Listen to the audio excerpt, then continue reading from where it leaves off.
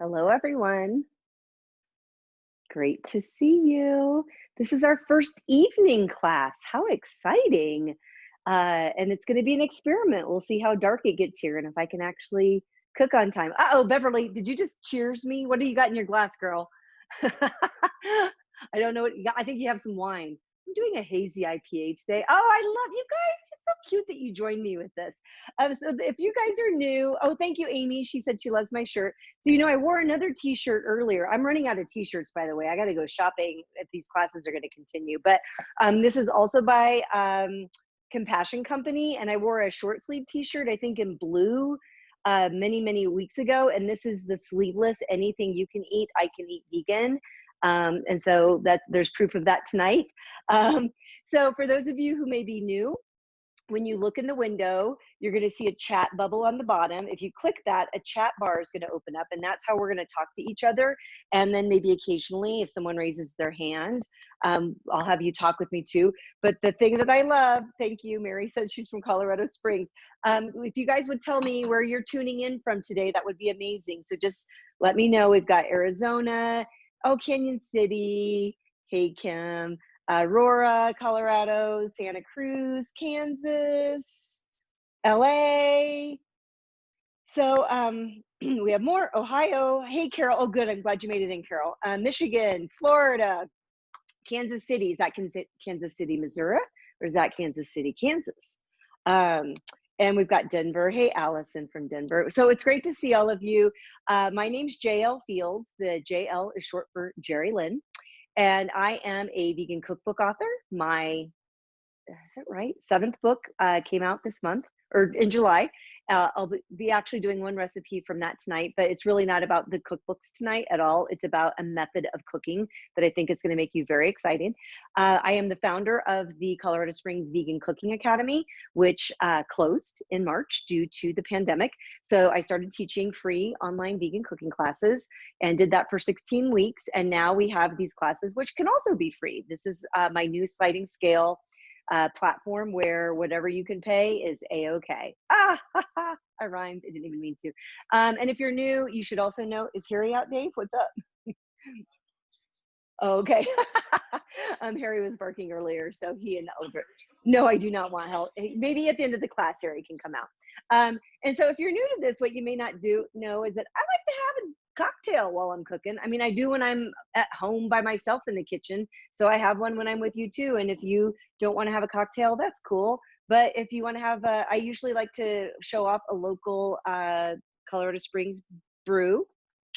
Today it is the Hype Forager Hazy IPA from Trinity Brewing. Trinity Brewing is in Colorado Springs and really vegan friendly, like to the point where on their labels, on some of their bottles of beer, it'll say consciously vegan. And they have great vegan options as well. So if you have questions for me during the class, drop them in the chat. I try to keep on top of that as best I can, but I also want to show you a feature, and you guys can all practice it right now if you want to. So on the bottom of the chat screen, you can see, or right below me, you can see reactions, and you can see clapping, which I just did, or you can see thumbs up. And so at some point, I might stop and see if anybody has questions. And if you just click that reactions and do a thumbs up, I can unmute you and you can ask your question, but you can also ask the questions here. Also new to this format, I don't publish these classes to the public any longer on YouTube because I want to make this special for you. You took the time to register for this class. I don't care how much you paid for it or if you are taking the class for free. I just like the idea that we have this class and it's ours. And so when the class is over, what happens, last time it happened on the same day, but that was during the day on a Sunday, and Mama's tired. I was working all day doing some health coaching. So it might not be until tomorrow, but you'll get a follow-up email. So be sure to check your inbox and your spam folder for a follow-up email from me that will have the recipes that we're using tonight, as well as the link to the video, which you'll be able to see. It's unlisted, but you'll be able to see that. So that's why I try to repeat some of the questions just so that when you're watching later, you'll see that. So let me tell you what I have planned for you tonight. Today, the topic is baking in the air fryer. And I specifically called it baking in the air fryer because we've already done a class that was sort of air fryer 101. But I bought my first air fryer in, I believe it was 2016, I think. Yeah, because that's when I was writing my book. I bought it in May because in my condo that I live in, I do not have air conditioning, and I don't have a window unit. I don't have any of that. So I had heard that air fryers were a really great way to make foods that are yummy, a little healthified because you can do it with little to no oil, and that it wouldn't overheat your kitchen. That was the real reason I got an air fryer. And then of course I became obsessed and no one else had written a book on it yet. So I went ahead and put in a book proposal and I bought my air fryer in May. I got a book deal on August 1st and I submitted my manuscript on December 31st that year. And it came out, I think it was in May or June of 2017. So that's how obsessed I became with my air fryer. But the reason I'm saying this is because tonight I'm actually going to be using multiple devices, and some of them actually have a baking or a roasting function, but that's not tonight's class. Tonight's class is why air frying something that you want to bake has this whole cool thing about it. And I'm going to explain it to you, but I'm going to get some things going because if all goes well, I'll use 4 different appliances tonight. And did I mention my condo's from 1986? I've never blown a fuse yet. I just knocked on wood, which wasn't my counters, they're Formica. 1986, I told you, right? And, but I'm going to try to not blow a fuse. And so I'm going to try to do things on 2 different walls as we go around it, but it's all going to be about air frying. So with that in mind, I'm just curious if you would in the chat, how many of you have air fryers? Just say yes or no.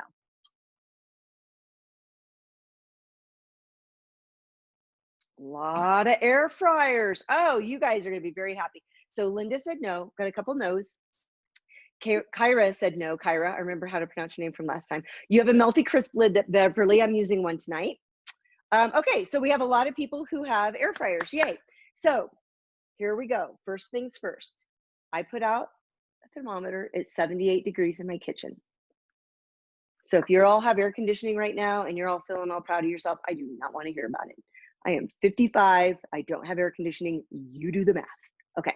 Anyway, the reason I'm showing you the 78 is because I'm going to be curious, like how warm is it going to get in this kitchen when I am air frying 4 different things to bake them.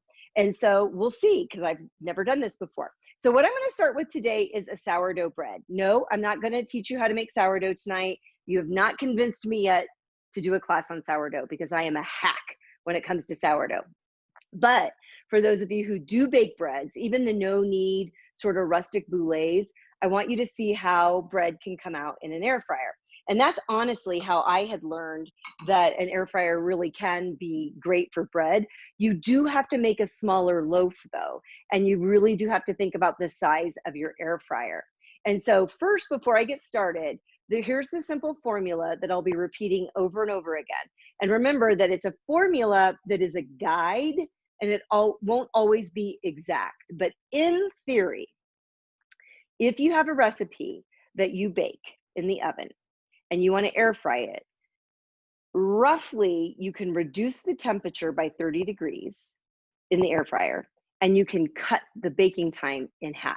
Now that's, roughly. So we're going to test that as I do these different recipes tonight so that we can see just how well that's going to go.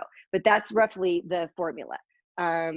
Oh, I have a couple people here saying, I am here for the sourdough. I know, and you guys, my sourdough is getting so stanky, wonderful. Oh, it's crazy. I love my sourdough. So you still might talk me into it. So what I did, and I learned this the first time when I was going to try to make my sourdough bread. Again, back then I didn't know much about baking in general, and definitely not sourdough. So I went ahead and made my usual sourdough boulet. Well, that was crazy because it's a 2-pound loaf of bread. And I don't know what kind of air fryer you all have, but like, look at my Instant Pot. You're not really going to put a 2-pound boulet in here of dough to bake. But you might look at that and say, but it will fit in here. You bet. But it won't fit here when it rises up, right? So you have to think about the rise. It would have gone right up into the element. I'm not using the Instant Pot for tonight's boulet. I probably could, but what I did learn was that I needed to make a smaller loaf. And so the funny thing is that on my website, I don't run ads or do anything on my website, and I don't even really write blog posts anymore, so I don't really get much traffic. But I have 2 posts that perform crazily, and they're both so old. And one is how to make meatloaf in the air fryer, and the other is how to make a small sourdough boule in the air fryer. Isn't that funny? How random. Okay, so I'm going to show you my little boule. So what I did here was I halved my recipe. My sourdough bread recipe is usually 2 cups of sourdough starter, 2.5 cups of flour, and then I do sugar, oil, salt. And because I'm at elevation, I'm at 6,200 feet, I'll do just a little sprinkle of yeast. So I cut that in half. So I kneaded this last night and let it do its first rise. Then I put it in the refrigerator for a cold fermentation process. So it sat in the fridge all day. And so it looks like it's small, and it is. It's only a 1 pound boule. So I'm going to take it out of my proofing basket. And look how adorable it is. Isn't it the cutest? Okay, so I'm gonna set it here, and this is the Ninja Foodie air fryer basket. And I'm gonna show you what I'm gonna use in a minute and why I love it. But here are a few steps that I always take when I'm doing my sourdough boule. First, I take a razor blade and I just do a little, I try to get kind of fancy. I don't know how to design. That's not what I do. You guys know me well enough to know that. But I'll just do a couple things here. I try not to push down too hard because I don't want it to kind of poof down. But I'll tell you that cold fermentation is awesome. And then I just do a little bit here, a little bit here.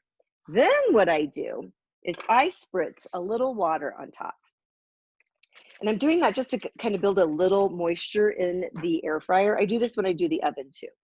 Then just to give it that fun sort of rustic color that you often see when you see some sourdough bread, is I'm just gonna use this little sieve, and I'm just gonna go like this. And I'm just going to pat a little bit of whole wheat flour, because this is mostly white flour. And I'm just gonna do this around it. Okay, so here's my little boule. So now I'm going to show you where I'm going to take it. I'm going to take it over to my Foodie. So the Ninja Foodie, if you're not familiar with it, is the original, because I have another Ninja Foodie I'm going to use in just a minute. But this one has an air fryer lid on top. So I want you to see this. So actually, I'm just going to do this. I know some of you have seen it before, but it'll be easier this way. So this air fryer lid is attached. There is a fan that is above the heating element. When I put this down and I turn this on, the air rotates around the basket. So now I want to show you, because I'm realizing some of you didn't take my air fryer 101 class, so this all needs to make sense to you. So air fryer baskets have holes on the bottom so that rapid hot air can rotate around the food. That's how food gets crispy in an air fryer. It's the force of the hot air being pushed down and around. So notice that this basket has little legs that's going to keep it up so that it has the rotation, the air can actually go around it. Now, what's cool about the Foodie, and if you're in the market for both a pressure cooker and for an air fryer, is that this air fryer lid is attached, but there is a separate pressure cooker lid. So you can also pressure cook in this. So I've made some recipes where I make like refried beans first. And then when the beans are done, I do dry beans, soak them overnight, put them in with a bunch of peppers, maybe some veggie broth. And when they're done, I use an immersion blender. I make them mushy for refried. And then I put a rack in, and I will put, first I'll put like some crumbled vegan cheese and some crumbled corn chips on top, and then put a rack in with my corn tortillas on top for tacos, and put the air fryer on. So it crisps those corn tortillas, but it also turns the refried beans into a casserole. It's really awesome. So that's one reason to consider a Ninja Foodie.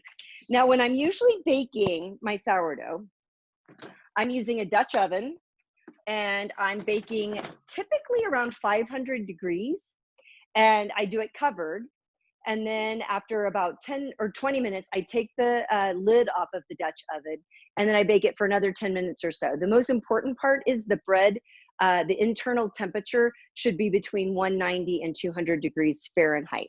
I'm not doing any of that. When we're air frying in the when we're air frying our sourdough boulé, we're not going for the perfect sourdough boulé. We're going for mama's hot in here, and I'm not going to put my oven on 500, so I don't care what it looks like. I just want a sandwich this week. So that's what we're going for here. So I'm going to put the temperature though. So since I would normally do 500, I'm going to go as high as I can with the Ninja Foodi, which is 400. And then I'm going to set it for 15 minutes, which is about half the time I would normally do it. And then we'll just see what happens. So that's what's happening over there. We've got the sourdough boulé going. Any questions about that? Okay, good. So we have some people who have a Ninja Foodi. Oh, good. I'm glad the sourdough part helped. 5-quart Foodi. You know what? Do you think the mini sourdough loaf would still fit in it? I feel like it would. Who asked that? That was Allison. So I have had the chance to, this is the original Foodi. And then they came out with 2 new ones. And I think the 5-quart you're talking about, Allison, is that also called the compact Foodi? I've used that. And they also sent me the deluxe to try, which is really massive and huge. And honestly, that 5-quart compact, it is smaller than this, but there's still quite a bit of room in there. I actually think that it might work. And if I'm wrong, then if you like a little burnt bread, like my mom does, you'll just cut that top off and you're gonna love it anyway. Let's see, Amy's been experimenting with the Foodi method for sourdough. Oh, okay, you've had trial and error, Amy, and you're excited to see how mine turns out. Hope it comes out great. Oh, so someone asked, is it on air crisp or bake? So those of you who don't know the Foodi, let me tell you what some of the functions are. Pressure cook, steam, slow cook, sear and saute, air crisp, which is, they like to trademark their own names because they're ninja and they're adorable. Bake and roast, broil, and dehydrate. Today, for this class, no matter what appliance I'm using, or no matter what kind of function they have, I will only air fry. And the reason is so that no matter what kind of air fryer you have, you're gonna learn how to air fry it. Does that make sense? And are you guys cool with that? I mean, maybe at some point we could do a Ninja Foodi class where we just kind of go through some of the different functions, but this is definitely, we're only air frying tonight. Would this work with the crisp lid in the 6-quart Instant Pot? Well, that's a good question, and I don't know. So I'm actually gonna bring that over because I know we'll show people what you're talking about. So there's a crisp lid that I think now, I think Instant Pot even makes one now, but this is the Melfi. And so the way it works is no matter what 6-quart or 8-quart multi-cooker you have, I'm talking Xaver, Cuisinart, GoWise, Melfi, Instant Pot, this baby fits on it. This is an air fryer lid. Melfi calls it the crisp lid. Same thing we were just talking about. There's a fan that pushes the heat from the heating element over the food. So this sits on your pot. So your pot doesn't have to be plugged in, but do you guys remember the air fryer class when I decided to just do this on the stovetop and set it aside, and someone was like, isn't that pot gonna be really hot? Yeah, it was. So anyway, so you leave the pot in the cooker, but your cooker doesn't need to be plugged in, if that makes any sense at all. But here's how they have theirs set up. They give you this trivet that goes in your pot. And then their original air fryer basket was really, really tiny. Well, tiny's not fair, but let's just say small. So this is actually their deeper one. And let's be clear, that's not very deep when you look at a traditional air fryer. So you got to manage your expectations, you guys. So if you don't want to buy another appliance and you do want to do some air frying and you're not concerned about doing massive quantities, this is A-okay. It sits on this basket. And then you put this lid on. You could never bake a loaf of bread like this. What you could do, and I haven't tried it, although no, I'm not even gonna agree with that. You would need to use a really short, tiny trivet. And I'm sure I have one because why wouldn't I? Let's see.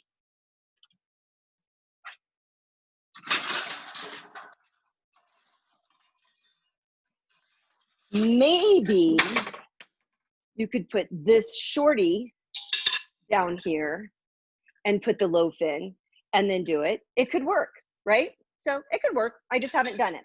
So, but we're gonna make cookies tonight with this one. So while that bread is going, we're gonna get any other questions? Nope, I think we're good. Okay, So now I want to get something going on this wall. I'm trying to manage my, I'm trying to manage my electricity. Who knows? Anybody here? Lynn might be. Lynn is here, who's taken some of my classes before. And we have blown so many fuses where I teach at the Colorado Springs Vegan Cooking Academy, because we use air fryers and we use a smart air oven for baking. And it doesn't matter how hard we try. And we have appliances all over this big space downtown. We inevitably will blow a fuse. But okay, so now we're gonna make something fun. So the next thing we're gonna use is the Ninja Air Fryer Foodie. So how do I show this to you? We're gonna try. Let me move this razor blade. It seems like a good idea since you guys have been around me long enough to know that I am quite dangerous to myself. Okay, so I recently bought this thing, complete impulse. Like literally, I mean, I've worked with Ninja. You guys, I was one of the consulting chefs on this Ninja Foodie. I went to Boston for a week, every month for 6 months in their test kitchen, testing vegan recipes in this prototype. So I love those people. I have tons of Ninja stuff because they give it for free. And then somebody messaged me after one of my classes and says, do you have the Ninja air fryer oven? And I thought, that's ridiculous, because I got the Breville oven and I didn't like it because I don't think it air fries very well, blah, blah, blah. And then I went online and read about it and I freaking bought it like that. I had never used it, hadn't touched it, I bought it. But I'm going to show you why, because then it'll make a little bit more sense. This is down right now, but this folds up. So you guys, just in case you're not sure, you're in my kitchen. This is the kitchen, okay? So like I have a kitchen like this. So when I saw something that folds up like this and I can have a whole workstation to do food prep, and then when it's time to air fry or bake and roast and all I do is this, hello. So the way this one works, and you know what the heck, I'm just gonna bring it up. Why not? It's good exercise for me. So it's small. I couldn't do a loaf of bread in this because there's not enough room in here, but that's not why I got this. I bake in it, I roast in it, I air fry in it, and yes, now it's my toaster. I have made little mini loaves of banana nut bread, and I just put them on the bottom rack, and I just don't overfill my little, I think you guys have seen them before. They're so cute. Here, I'll show you. Aren't they adorable? Teeny tiny, just to give it perspective. Loaf pan. Cute loaf pan. Cutest loaf pan you ever did see. Isn't that the cutest thing? I love it so much. And so you can do like little mini, like sort of like, you know, serves 1-2 bites of some banana nut bread. So these two would fit fine in the Ninja air fryer Foodie, but nothing big. So what I am going to use this for today though, is I'm going to take a recipe that's from my book, Vegan Meal Prep. I sent part of it to you in your confirmation yesterday, or it's in your confirmation email, and I'll send you the full recipe in the email with the video. But this is just a roasted veggie and tempeh recipe. So I'm going to air fry it. I could do it on the baking function in this air fryer oven, but I would still be doing it for the same amount of time. I don't want to do that. It's summer, it's warm, I want my food quickly. So we're still at 78, by the way, with one going. So I'm going to show you sort of my cheater version. Let me show you a few things that come with the Ninja it's called the Ninja Foodie air fryer oven, I think. So this is the air fryer rack. This goes up on top. They also have a function called air roast. I'm not doing that either. I'm going to bake this on the air fryer function just to see how it goes. But you can see you got a lot of room and a lot of stuff can drip out, because roasted veggies, hello, you would put them in a sheet pan, right? So I'm actually going to start by pouring everything into this, keeping the juice here. But when I put it in, you're going to see that I'm going to move this one rack below just to kind of capture some of the juice. This is an experiment. I haven't done this recipe. I do what everyone says you're never supposed to do when you teach cooking classes. Like, you're supposed to test things and like know that it works perfectly. I never, ever do that. And the reason I never, ever do that is because I am a home cook who happened to somehow get some book deals, started teaching some cooking classes, and I'm still a home cook. And I want you to just kind of experiment and play and try things at home yourself. So we're going to find out, how does this work? So what I did is I started with some tempeh that I marinated, and I didn't even follow the recipe I sent you. I mean, who has time for that? Like, I'm like, whatever. I know what I like in a marinade. I think I put some agave syrup in it, some soy sauce, or I might have used tamari. I used balsamic vinegar, and then I chopped up a whole bunch of leeks because I had a whole bunch of leeks from my grocery delivery. So whatever. So I'm just going to put these on this basket. So there's my tempeh. There's my leek. The best part of teaching online cooking classes is I don't have to wear gloves and I can touch all my food. Because if y'all aren't touching your food when you're at home, you are missing out. Just touch that stuff. So then I just took what veggies I had. In the recipe, it calls for Brussels sprouts. I had a few Brussels sprouts, but I also had some beautiful golden beets. And I had some mushrooms. So I added a little balsamic vinegar and a teeny smidge of oil to these, just because I kind of don't want this to, well, not, I don't kind of want to, I definitely do not want it to stick to, just gonna get a spatula or a spoon real quick, stick to my air fryer basket. So the thing about the Ninja Foodie, I could just put this in right now, but they do ask that you, or they suggest that you preheat it. Look how beautiful this is. So we're gonna see, you guys. I don't know, but what I'm gonna do, and I wanted to give you some additional information on the. So I'm gonna do this on 425. No, wait, that's the bread. I'm gonna do this on, and I'm gonna send this to you guys. I promise. I'll drop some links and all that stuff soon. Okay, we're gonna do this on 350 for 20 minutes on air fry. So I'm gonna choose temperature, 350, and then time, I'm gonna do 20 minutes. I'm gonna go ahead and hit this and it's gonna preheat. Okay, sorry, you didn't even see that. You just got to see my butt while I was doing that, sorry. So anyway, what I, again, did was the temperature, I roast them at 400, and because I've got Brussels sprouts in there and I've got beets, it could go up to, you know, 35, 40, 45 minutes. And sometimes elevation will come into play a little bit with that too.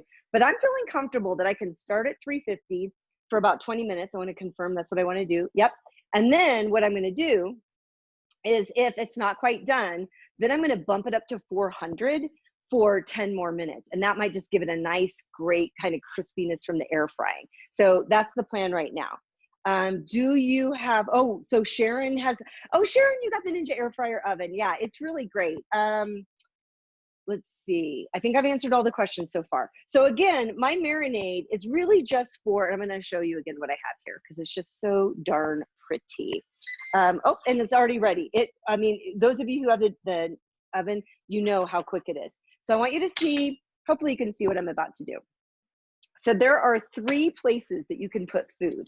So I'm going to drop the roasting pan underneath it, but it's not on the rack. And what I'm looking for, nothing's touching, yay. And the reason I'm doing that, you guys, is because I had that delicious marinade with that. I don't want that to go down on the bottom of my drip pan, right? So part of me, I had that roasting pan there just to see if it got any of that extra liquid. So I'm just trying to keep it clean. So that was the method behind that. I'm gonna take a little peek at the bread, and then I'm gonna figure out if there's a way for me to let you see a peek of it too. So we're at a minute 43. So pretty, it's so pretty. Oh my gosh, how long did I do that for? Was it like 15 minutes?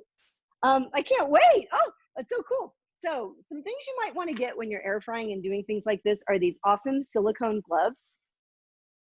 Because when you're baking bread like this, you need to check the internal temp. And just FYI, we have 2 air fryers going and it's still 78 degrees. So the whole point of this class was to say, if you think it's too hot to bake, if you use your air fryer, you can bake things and not overheat your home. Now, I'm not saying that it's not generating heat. Of course it is. I mean, back here from the Ninja Foodie, I've got heat coming out back here. So if this was over here, sure, but I'm not trying to, well, A, I'm not a scientist, but I'm just putting it in the middle of the room. It's gonna have 2 air fryers going by over here. We got 2 going over here, and we're gonna see what it does. So why don't I stop for a minute? Does anybody have questions? And if you wanna ask your question, with, you know, like with your voice instead of chat, just click reactions and put your thumb up, and I should be able to see you. And I'll actually quickly do a look at all of you, because I don't want to get another air fryer going right now, because I'd like to not lose power and be with you for a while. I'm crazy like that. Okay, so I'm looking to see, do I see any thumbs up?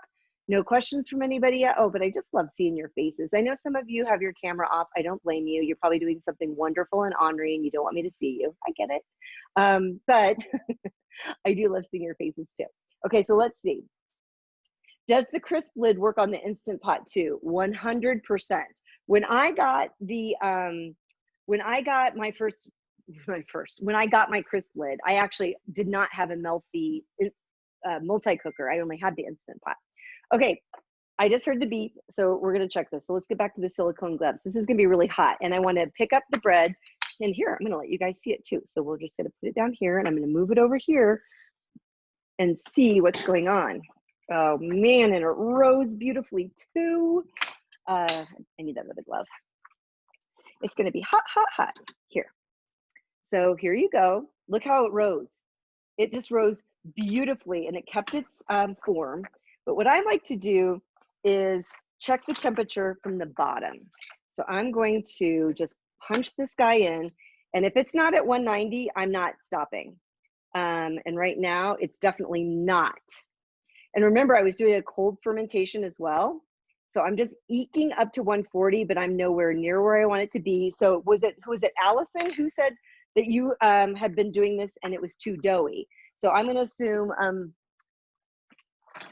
whoever you are, tell me who you are. So that's what you have to do, is you have to keep going. So now we're gonna go back, and I'm gonna put it back on. And I think at least, so I did what, 15 minutes? And I usually do 30 to 35. So I'm gonna do air crisp on 400, and the time, this time I'm gonna just do, you know, at this point, you just don't want to overcook. So I'm gonna do 8 minutes. Sorry, I made you look at my feet. But that's what you do. So that's why I always hate when I order it and it's called a meat thermometer. I prefer to consider it a digital kitchen thermometer. Thank you very much. And I can even see, I can feel the dough inside.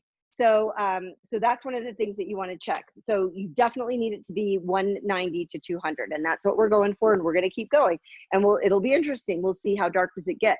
When I did my air fryer boulet the very first time on my website, it was in my Philips, which was my very first nice air fryer. So I got one of the cheaper ones when I first started, because I was like, I don't want to spend the money. I don't know if I'm going to like this, because I'm kind of known for buying any appliance ever. I still have a dehydrator in my closet, and I have my winter hats and my socks and my scarves I have on the different shelves in the dehydrator. So yeah, I bought an Excalibur dehydrator, and yes, whatever, don't judge. So anyway, so now these days I kind of go with the cheaper one first, just to make sure, are we going to get along? Is this going to work out? So then of course I fell in love with the air fryer, and then I was writing a book and I needed to try different kinds. So I got a Philips air fryer, and I think it was called the Philips Avance, A-V-A-N-C-E. I don't even know if they make it anymore, but the reason a lot of people liked it was because it had a mesh basket instead of a nonstick basket, which has its pros and it has its cons, by the way. But that was a perfect size for a boulet. It worked really well. But I've never done one in the Ninja Foodie, so we'll see how that goes. So, okay, so Amy, it was Amy, sorry Amy that I didn't get your name right. Amy did it also on 400, because that's as high as the Ninja Foodie will go, and you did it for the regular time, about 30 minutes. So we're gonna try that. So again, I think, what did I do? I started with 15 minutes, we've added 10, and so yeah, we'll keep going. All right, so I am at 13 minutes on my vegetables and my vegetables, my tempeh, and it will beep when it's time to shake it. Whoa, sorry about that. So when I do a shake, so if you're new to air frying, this is what shaking means. If you're in a traditional air fryer like this, you'll see a recipe and it'll say after 10 minutes, shake your air fryer. And what you do is your food's in there and you just shake it. So like if you're doing French fries, if you're doing tofu, you just give it a little shake. So when this air fryer oven says it's time to shake, then I'm going to just use my spoon and just sort of move things around. So that's one thing. I mean, I could do this. which works fine too. But the tempeh is looking really good, by the way.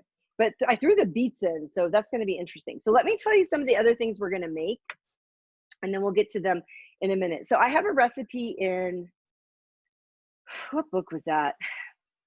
I think it was in, was it Meal Prep? Or was it Fast and Easy Vegan?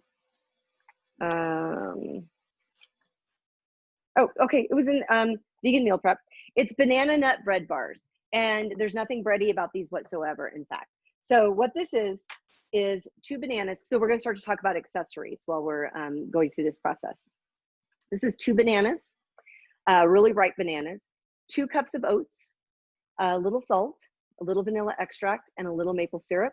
And then if you baked it traditionally, you could do it like in an 8-by, you could do it like in a brownie pan if you wanted. You could do it in a like a 9-by-13. I usually double it if I do that, but this should serve 9, like make 9 bars. Dave and I use these like when we go out on a long bike ride. It's great, just kind of energy boost with the carbs from the oats.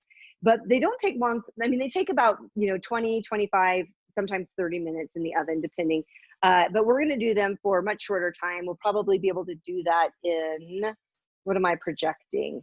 I project that they'll be done in 10 to 12 minutes. The good news is they're already freaking done, you guys. It's a banana and it's rolled oats. So hello. So we're really just kind of looking for texture here.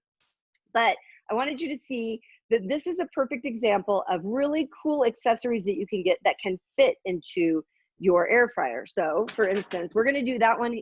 This is the Instant Pot Vortex, but look how easily this sits down. Tons of room. It's not touching the side. It fits there perfectly. But it can also, where is it? Go right inside of this air fryer basket for the Melfi with the crisp lid, or you can just put it right on top. But remember, it's going to be really, really hot. But so this is a great little, just sort of all purpose. And honestly, you guys, so that recipe for the tempeh and for the veggies, you could cut that in half, because I call for a pound of tempeh. You could cut that in half. You could even cut it in half. I mean, like a quarter. And then you could just roast it in something like this. So even though I'm using an air fryer basket right now for the roasted veggies, typically when I air fry, I'll use a couple different kinds of pans. Let's see. Where did those go? There we go.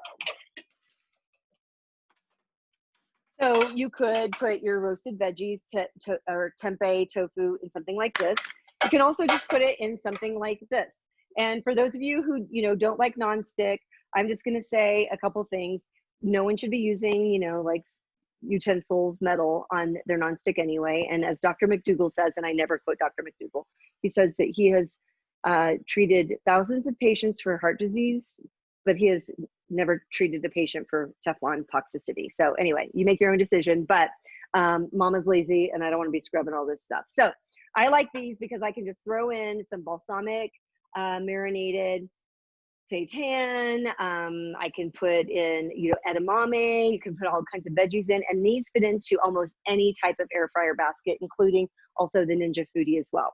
So these are great little accessories to get. And then I think I showed these last time. I make teeny tiny little taco salads with these little tortillas. Aren't they the cutest? So I will put either a small flour tortilla, or I usually do corn because I'm a girl from Iowa and corn is where it's at as far as I'm concerned. But anyway, and I'll just put my corn tortilla in there, and I'll get it going first where it starts to get a little crisp. Then if I already have cooked beans or cooked whatever I wanted to put in it, veggies, then I might add those into it. And then when it's done, it just literally just slips right out. And then you have this adorable tortilla shell that you can just put on a plate and then just add your raw, fresh veggies. And so these utensil or accessories like these are just a great way to sort of expand what you can do from a baking perspective. So this is going to go into the vortex as soon as this is done. And I'm going to actually check. Okay, the temperature has gone up to 79 degrees, just so you know, in my kitchen. Full transparency. I'm not trying to dupe anybody. Okay, so let's take a look. We're at about 8 minutes now. And I'm going to try to pull this out with that basket because I do not want this to get, oh yeah. Okay, here's what's going to happen too. I don't think this is gonna have to take as long as I thought.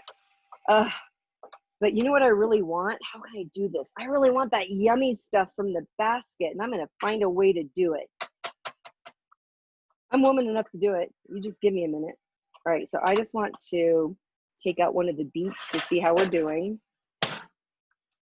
And this is a good time to ask questions too.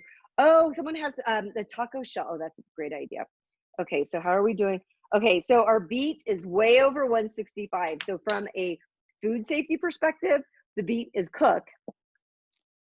And from a texture perspective, there's still some crunch, but I don't know about you, but it's kind of how I want my beet. But I'm gonna cook it a little bit longer. These golden beets are amazing. I'm so sorry, I'm like totally chewing in your mouth. I'm doing it for the class, you guys. Okay, let's check out the bread.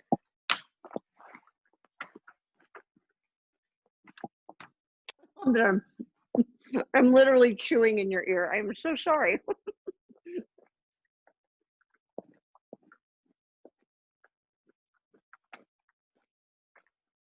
Okay, I can talk again. Okay, so we're getting really brown on top. And then let's bring this down and let's see where we're at. Yeah, baby, 192, 193. So it was just that extra 10 minutes. So now you know the hardest part about making sourdough bread is you actually have to be patient and not cut it right away. It's the hardest thing. So I'm going to get out a little cooling rack. Actually, I could probably use one of these things I just brought out. So here we go. So now you can see what the little boule looks like. So a 1 pound, actually, let's see if it's 1 pound. Why not? We're nerds, right? Let's do this. All right. I assume it's gonna be 1 pound. Bam, 15.2, almost a pound. You'd think I knew what I was doing. All right, so that was 25 minutes. I got up to 194 degrees internal temperature. We want 190 to 200. And now we're just gonna let it sit for a bit and we'll slice into that soon. But now let's get some cookies going. So I gave you guys a recipe. Amy said, I know. So you know what they say about fresh baked bread like this? They say you're supposed to, I think Amy, don't they say you're supposed to wait like 2 hours or something, which is just mean. And I don't think anyone should have to wait 2 hours. But I do try to wait because it is true that sometimes if you dig in there a little too soon, the bread kind of collapses around it and then you do lose some of that beautiful sandwich bread. But yeah, it's usually the biggest thing that Dave and I are like, we'll smell it and we're just like, is it time yet? No. Is it time yet? No. Yes, it's time. Okay. So it'll be time for us soon too. Okay. So one of the ingredients that I shared with you yesterday was the thumbprint cookie recipe for my book, Vegan Baking for Beginners. So what I did was let me drop that. I haven't been dropping things for you guys. So I gave you a really, really condensed, this is only 1/4 of the recipe because this is what's also fun. Let me put this here. And I'm going to hit send. Hopefully that comes. Perfect. Now I'm going to give you the whole recipe. And again, this is going to be in your email from me. The reason I gave this recipe to you guys is because sometimes, depending on how many people live in your house, you don't want to make the whole batch of cookies, right? So when you're baking like this, you can just like reduce the portions of the recipe. I don't know if this is all going to fit in because this Zoom gets weird. Nope, too much. Okay, so in the email, you'll get the whole actual baking instructions. But what I like to do is make my dough and put it in the refrigerator for at least 30 minutes. So I did do that earlier. And so I'm going to show you a couple of other things that are handy to have when you bake or when you're air frying. Parchment paper with holes. Why do I want holes in my parchment paper? Someone tell me. Airflow, you got it, Beverly. So the whole idea of air frying, or in this case, air baking, is to get the benefit of that air rotating around. but you also don't want your food to stick, and some foods will stick. So parchment paper with holes gives you a little bit of that layer in between to avoid sticking, but you're still gonna get the airflow. So that's what I'm gonna put my cookies on. So what I did was made 1/4 of the recipe for my thumbprint cookies. So I had this in the refrigerator for about 30 minutes.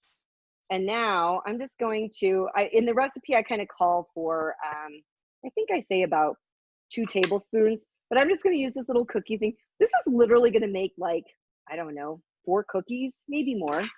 Let's see. So we're going to do this. I don't know about you guys, but I didn't used to really refrigerate my cookie dough until I was writing a book on it. And my editor was like, you're going to refrigerate the cookie dough, right? And so I tried to pretend like I knew what she was talking about. And then of course I did a lot of research, and it turns out it really is a great way to get a more consistent cookie. But what I would do with these balls now is then I just put my thumb in, because these are thumbprint cookies. These are what I made with my great grandma Waddle in Illinois. And you guys have all made your version of them too, right? And we used to either put frosting in the middle, and then she made the ones with the pecans in the middle, and those were for the grown-ups. For the frosting cookies were for the kids. But what I'm gonna do is just put a few chopped pecans in here. So look, I did 1/4 of the recipe, you guys, 4 cookies. It took me no time. I just got a little vegan butter to room temperature, little flour, little powdered sugar, some extract, and that's it. So when if you're trying to do, you all know how I feel about things when it like comes to food. I'm like, I don't talk about diets. I don't tell you that you'll go vegan and you're going to lose weight. You all have seen me. I've been many, many sizes over the last 10 years. But some people do think about that, or they don't want to waste when they just live by themselves. So to make 4 little cookies, no effort whatsoever, because you're simply like creaming the butter, which I just did with a whisk. So I'm going to put this in the with the air crisp lid. So let me move this around, the camera around. I almost called it the TV, like we're on a TV show, right? Okay, so where are we? Here we go. So I have my trivet is here. I'm setting the cookie on top, and then I'm just going to one more time show you. I plug this in, and you'll see it in a minute, and I set this on top. So I'm going to, the temperature I'm going to go with is, oh, my tempeh might almost be done. I want to do cookies. I'm going to do for 390 for 8 minutes. And the reason I'm doing 390 is because I find that the Melfi crisp lid doesn't quite get the same heat. I'm curious if other people have found that a traditional air fryer does. So I'm just gonna do temperature 390. Oh, I forgot, they don't do 390, they do 400. Let's do 375. And then let's do, I think I'm gonna do 8 minutes. All right, so did you see how this is a halogen lamp, so it's a little bit different than a coil heating. And so that lamp is what's getting hot, and there's a fan that's rotating the heat around it. So that is how this cooks up. They give you one of these silicone mats to go with it, because this gets very, very hot.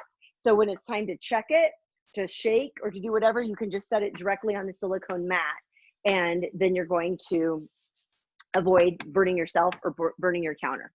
Okay, the kitchen is up to 80. So what did we start at? Did we start at 78? So we've gone up 2 degrees with now 3 air fryers going. I stand by it. Okay, so now it's time for the banana nut bars. So I'm going to put these, well, actually, let me just check my tempeh to see if I think it's done and if it's beautiful. I think it's gonna be beautiful. Oh, I'm back down to 79 degrees. How about that? And I have a plan, actually. I'll show you my plan. Maybe not, we'll see. Okay, first off, look at this gorgeous, gorgeous. This was half the time it would have been in the oven. Look at the beautiful color on that tempeh. Look at these gorgeous, gorgeous leeks. So I'm going to do something. This is what Dave and I are having for dinner, by the way. So I'm going to, what am I going to put that in? I'm going to put it in this bowl. Here, I'll let you see. How rude of me not to. Oh my gosh, the crispiness, oh, the leeks, the Brussels. I am so excited about this. But there's something I want to look at. It might not work, but goodness knows I want to try. Oh, a rogue leek. You know, I'm going to eat that. You guys love leeks? I love leeks. Here's what I want to see. I wanted to see what happened, like if it kind of caramelized the marinade. So it's almost like a paste. It reminds me of like a tamarind paste. I'm going to take that and scoop it into these veggies. And then I'm just going to toss it so I can get some of that yummy flavor. It looks just like a tamarind paste. And then I'm just going to toss it really quick. Do this. And so I love roasted veggies. I don't care what the season is, but you guys, there's something about being able to, on a hot, hot day, just put these in your air fryer or your air fryer oven and have something really yummy with a nice cold beer, or some of you might be having a nice Chardonnay. Okay, so since these are done, let's get the fourth one going. So the banana nut bars, I've decided that I'm going to do on 390 for 10 minutes. So I'm going to put this directly here in the Instant Pot. It does let me show you the front. This is the Instant Pot Vortex. So I will show you how I'm going to get this going. And it actually does do a preheat too, but I'm not going to worry about it. So I'm going to choose. So they also has air fry, roast, broil, bake, reheat, and dehydrate. So I'm going to choose air fry, which I almost always do. And the temperature I'm going to do, I think I said 390. And I think I'm going to do 10 minutes. And then you hit start. It's going to preheat first. So when it comes on, it'll just say on, and then it's going to beep in probably a couple of minutes. And then that's when it thinks it's doing its thing, but I don't care because I just brought the temperature or the time down a little bit. And so that's over half or less than, I normally do it about 30 minutes, but I'm only going to need probably 10 minutes to make these banana nut bars. So we'll be checking our cookies very soon. And this is a great time for questions. Let's see. Oh, good. We have, do you have the holes with the punch or buy it like that? So the question was, and I'm going to show you a few other cool things.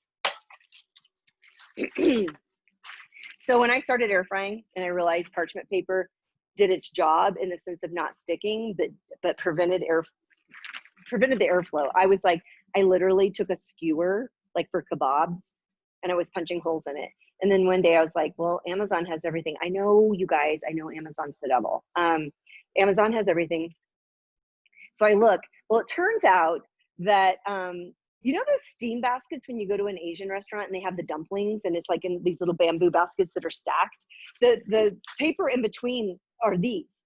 So they just rebranded them. Once air fryers became a big thing, they just changed it from, they added, it still said spring roll paper, but then it also said an air fryer. And then it became an air fryer thing. So I actually have two sizes because I have different sizes of air fryers. So you can use a small one, which is what I'm using for the 6-quart Melty with the Melty crisp lid. But you can also get a larger one if you have a bigger air fryer. So you have a couple different sizes. And when I'm using that for the tempeh, oh, by the way, I want to cover my tempeh because we're going to eat that soon. I want to keep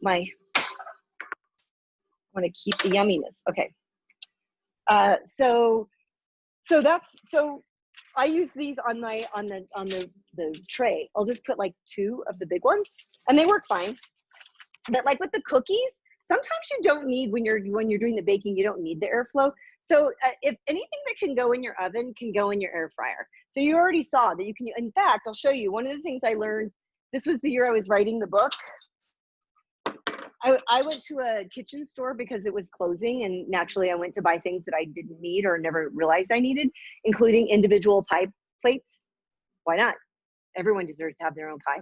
So I bought 2, and on Christmas that year, I took pre-made, like pastry dough. Did you know most pastry dough is actually vegan, and like the kind that's already ready at the store? So I just pressed it in, and I just chopped up apples, and but that was letting me know that the preheating is done.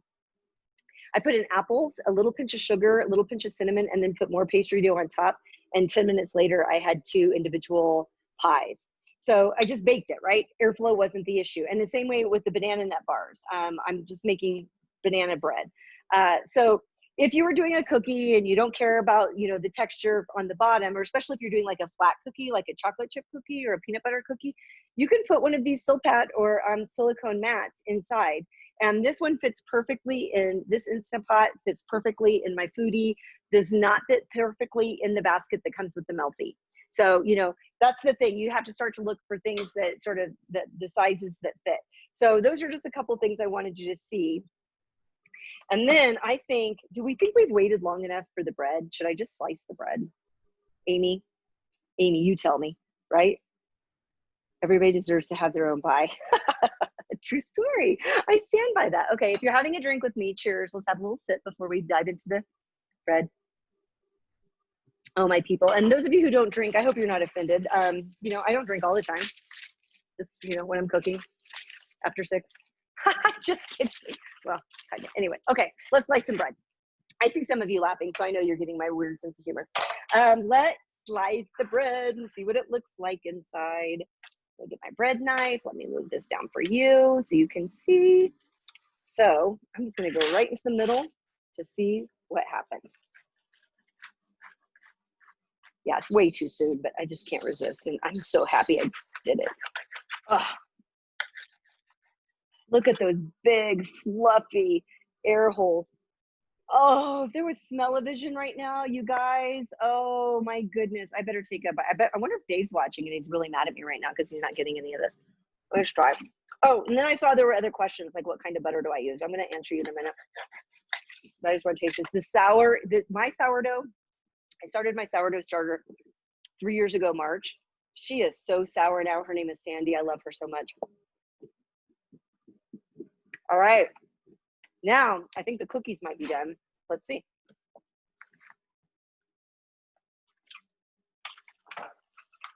Here, might as well invite you to see everything. Messy kitchen and all. So keep in mind, this is hot. Oh. And then the basket that comes with this has a little handle. So here are my little thumbprint cookies. So you can see the brown that you get from them because of, I think I'm gonna let them go 3 more minutes because the air fryer, the halogen lamp is right there. I'm gonna go 3 more minutes. But keep in mind with the crisp lid, and this is why I want you to see the variety of things that can vary, and that's gonna help you make decisions. If you're not sure about the crisp lid, look how close that is. The bread was even further away from the heating element in the foodie. So it might help you decide. Let's see, I'm gonna do time. Let's just do 3 more minutes. So, because I said 10 to 12, so we're gonna do 10 to 13. So, so that is something to keep in mind that, you know, some things, if you don't want it to get too brown, like the running joke in this house is if Dave is downstairs toasting bread and I hear him curse, it means he toasted it too long and he burnt it. And then he knows that the next thing he's gonna hear is, it's mine, it's mine. I'm just like my mom. I love burnt things. So anyway, those brown cookies are doing it for me. They might not do it for you. So let me get back to some of your other questions.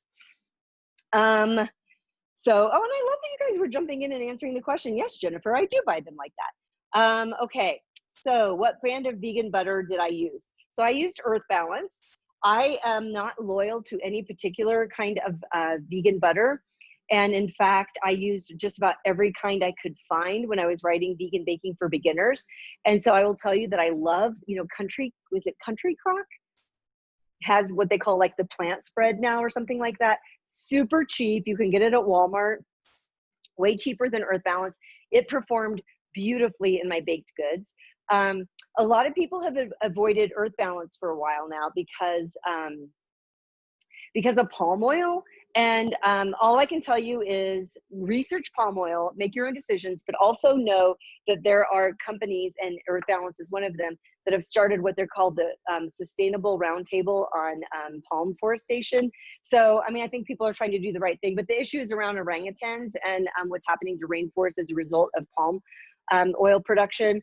But they say that they don't, you know, that I don't know enough about it. Google it. So Miyoko's is amazing, but I can't, for the amount of vegan butter we use in our household with baking and everything, it's just kind of out of my price point.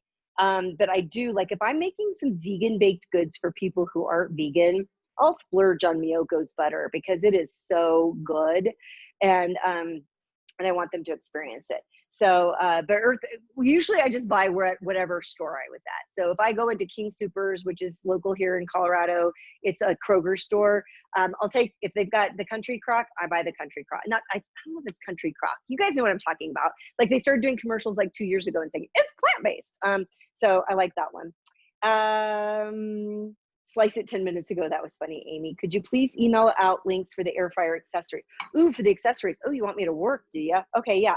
Let me leave myself a note right now because this is a note on what I send you guys. So let me come up here and type in links to air fryer accessories. But I do have some links that I will share with you right now while we're waiting for the cookies and the banana bars, which are all of the appliances that I've been using today. So that if you just want to check them out and see. So I don't know if these will all work. Let's see. I think all those links work. So that's the Instant Pot. So, okay. So I used a bunch today, right? And you guys know I always tell you the truth and I'm transparent. So yes, I have an Instant Pot Vortex air fryer. Yes, I have the Ninja Foodie air fryer oven. Yes, I have the Foodie pressure cooker air fryer. And yes, I have the Melty Crisp lid. And here's the truth of the matter. I use two the most. It's this Instant Pot Vortex. I love using it for French fries. Love it. It's got such a nice big basket. It's great for tofu. We also have an Ergo, which is like this round thing that does, you know, oh, this is turn food, which we're not turning our food. Oh, but the bars are looking fantastic. We have 3 minutes left. Dave loves to make tofu and tempeh in the Ergo. But my go-to is the Ninja air fryer oven, but honestly, not always for the air frying. It's usually for the baking, the roasting, the air roasting, and the toasting. I have never been a fan of the air fryer ovens. I've said it before, I'll say it again. I know some of you are like love your Breville or whatever. I bought that $400 or whatever Breville toaster air fryer oven thing. I took it to my cooking academy to use as an oven. It just did not air fry the way I expected it to air fry. I feel like the whole, so, okay, air frying. Whenever someone asks about air frying and they say, how does it work? And I say, well, you know, it's, you know, hot air, which I already told you, you know, is being pushed down by a fan over a heating element and it's rotating and it's up and elevated so that the air can go around everything. And almost always people will then say, oh, well, that sounds like a convection oven. I have an oven that has a convection setting. Well, so do I. It's this big wide, this deep. And so that hot air is going around like this. And I'm here to tell you, and you know it's the truth too, if you tried to convection bake French fries, like a russet potato that you just sliced, and then you put it on a pan with a little spray of olive oil and you put it in your oven, and then you did the same thing in your air fryer, you know that when it comes out of your air fryer, it's crispy, it's golden, it does not have the same texture. So that's how I started air frying, and that's what I expect from it. So when I'm making tofu, I want that crunch, I want the meatiness inside, and I believe the smaller the capacity of the device, the more you're gonna get that fried experience from an air fryer. So that's why, and I love I mean, this thing is out on my countertop. Of course, I get to fold it up once it cools down, but, and I have air fried some things and it does fine, but I'm just being honest with you guys. So my number one go-to is my Instant Pot Vortex air fryer. My number two is my Ninja air fryer oven because of all the other things that it can do. Oh, and by the way, it's now 80 degrees here in the kitchen. So it's gone up 2 degrees with 4 air fryers going. And then my Ninja Foodie, honestly, I used to use it all the time. And then I started using my Melty over here for the pressure cooker because it has a function that you can set it to do quick release. So when I'm making vegetables or I'm doing soy curls or canned beans or tofu, I can set it like 3 minutes low pressure, and then I can set it for quick release. So when it's done, it just starts releasing automatically. I don't have to go over and flip the lever. So it's just another way to not overcook vegetables. So I'm just being honest with you. Okay. Country Crock plant butter. Thank you, Sharon. Okay, I think I'm gonna get to have cookies before dinner. And I don't see what's wrong with that. You seem like some folks who would support me. And I think, just looking for my little spatula. Very bready. I like how they came out. So here's my little thumbprint cookie. And I'm going to check the temperature because I always like to make sure. Of course, I don't know where that thing is at this point. I've been checking a lot of temperature lately. There we go. I like to make sure that it's nice and done on the inside because we don't want to eat dough. It's not done. Oh yeah, we're at 190. Okay, so you kind of crumbled apart a little bit like a shortcake. Mm. Mm. Dessert for dinner is the best. Now, let me show you the banana nut bread, which isn't really banana nut bread. Remember, there's no flour. Oh, this came out perfect. Look at that beauty. Look at that beauty. Great news about this recipe too. This freezes well. I don't leave it on the counter because I'm using really ripe bananas. And remember, it's bananas, it's oats, maple syrup, little extract, I said maple syrup. Yeah, a little extract. That's it. So I'll leave it out on the counter tonight, but tomorrow I'll probably have some, like a little slice for bread. I'll slice it like a pizza pie and drizzle a little homemade sour cream on it. And I've got a bunch of fresh fruit that'll be really pretty on it. And then I'll just put it in the refrigerator, but it freezes great. And I'll do it by portion size because this serves 9. So then when we go out on a bike ride on a Sunday, we both in our bike jerseys in the back pockets, we just put some of these frozen banana bars. By the time we're on our bike for 45 minutes, they've thawed and they're really great for sort of that carb load. So I think I cooked everything practically in an hour. That's pretty impressive. You got to admit. Okay, so I gave you links to all the appliances that I love.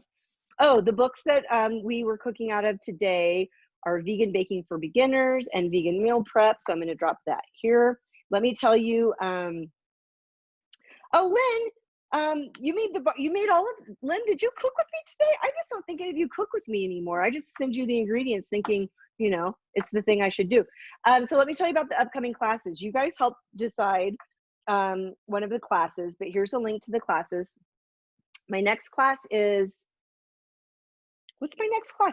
Creating flavor profiles. So it's going to be like umami 5.0. So those of you, if you didn't see my vegan umami class, watch it. It's on this link that I just gave you, jlgoesvegan.com/classes.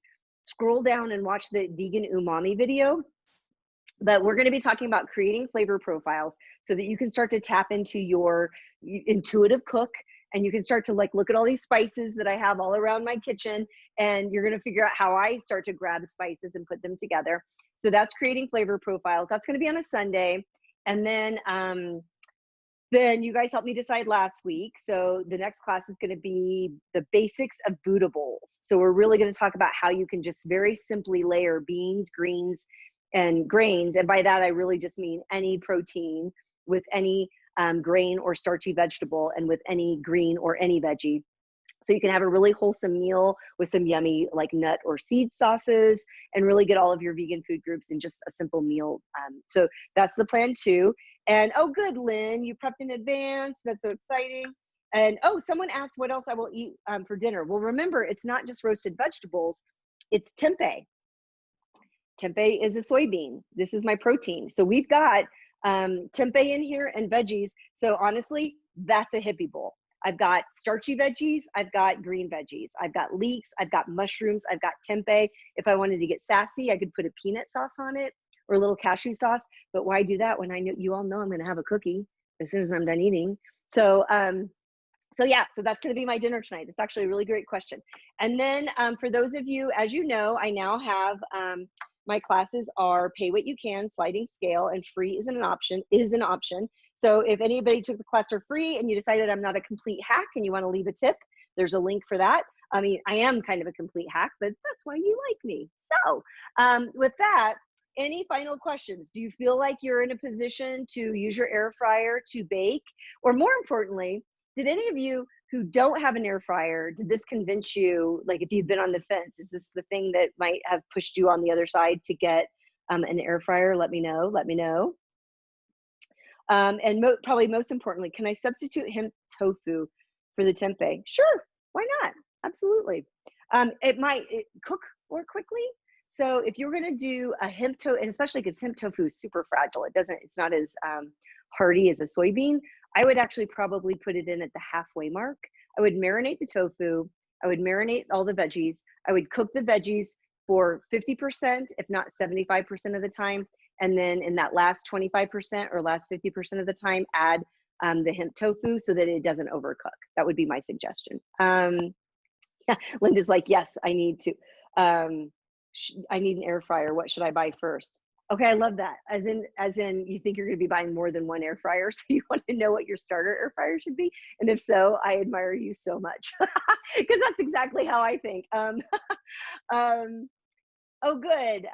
Sharon, yeah. So you guys saw, you know, that you can get a couple going. And honestly, I do use more than one when I'm meal prepping. On a Saturday or Sunday in this house, you know, and I'm working from home now. So is Dave. We still meal prep because y'all, you know, if you're working from home, that doesn't mean you're just like in the kitchen for 2 hours, like wearing your robe and like hanging out. Like you probably had to, like, I don't know, wash your face before a Zoom call or something.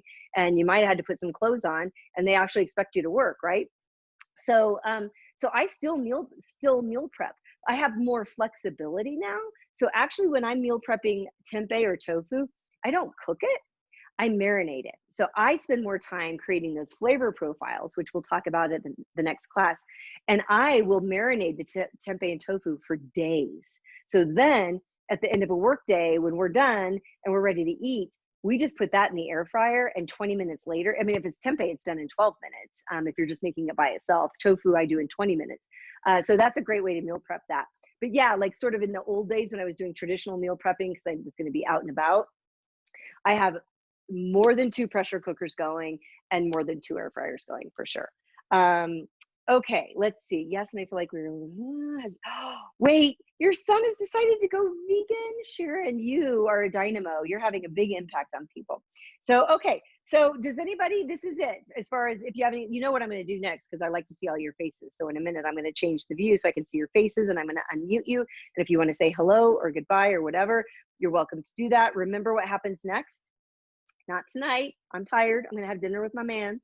But tomorrow at some point, I'll get the video up and then I will send you an email and it'll have the recipes. It'll have the links that you asked for, and it'll have the link to the video.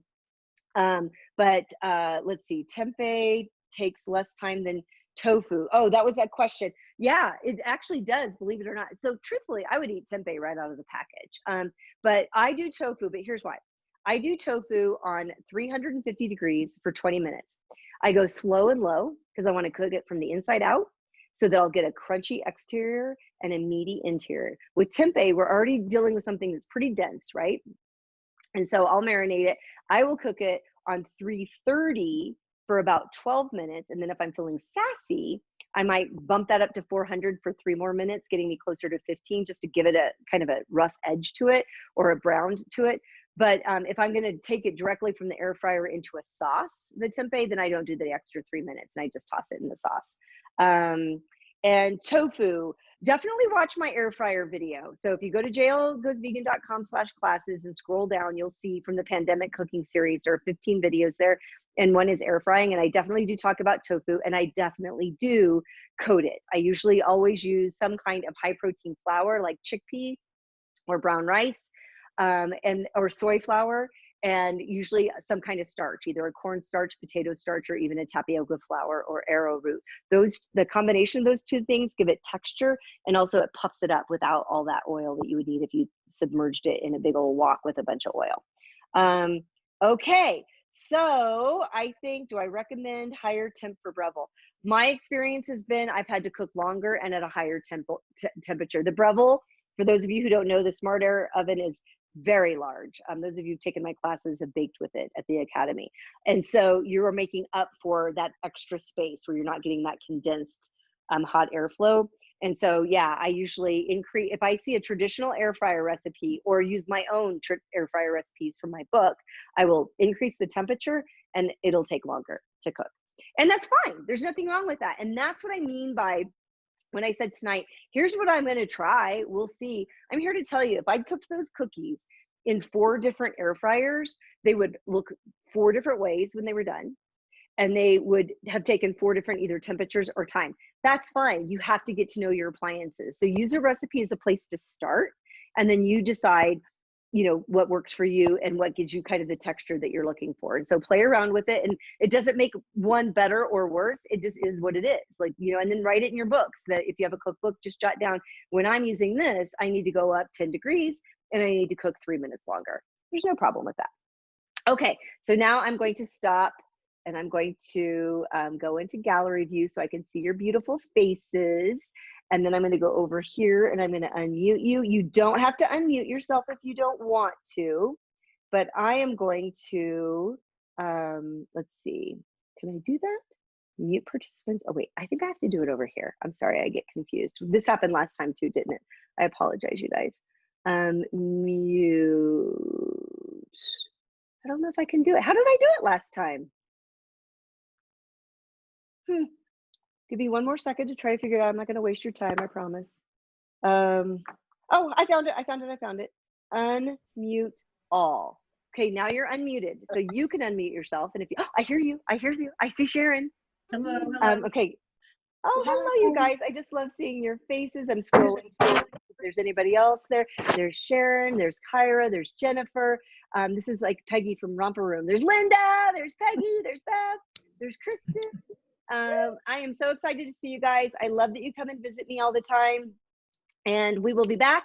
You know the drill. Now you have to register for the class, pay what you want, pay $0, mama don't care, and register. You get your Zoom link, and then we're gonna get to cook together again.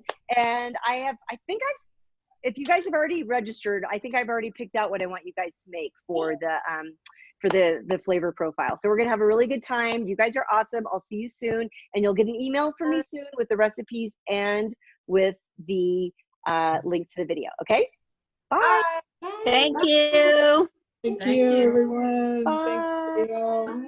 Bye. You guys are the best. Thank you. Bye.